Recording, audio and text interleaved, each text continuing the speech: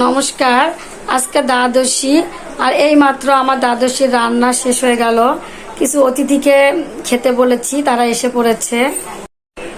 এই যে দেখতে পাচ্ছেন, এখানে দুজন মেয়ে অতিথি, এখানে দুজন ছেলে অতিথি খেতে বসেছে, কিন্তু তাদের মুখ দেখানো নিষেধ, এজন্য মুখ দেখালাম না। ওরা রেগে ফায়ার হয়ে যাচ্ছে। আজকে দ্বাদশীর রান্না হয়েছে মাসকলার ডাল, পটল ভাজি, আলু সিদ্ধ, বড়া ভাজি, আলু ভাজি, একটা সব রকমের সবজি, আর থাকছে আমের চাটনি। আমার দুই গেস্ট খেতে বসেছে। এই রান্না কেমন হয়েছে? সুন্দর হয়েছে। খাও। এই যে আমিও এখানে আমার প্লেটে খাবার বেড়ে রেখেছি, খেতে বসবো।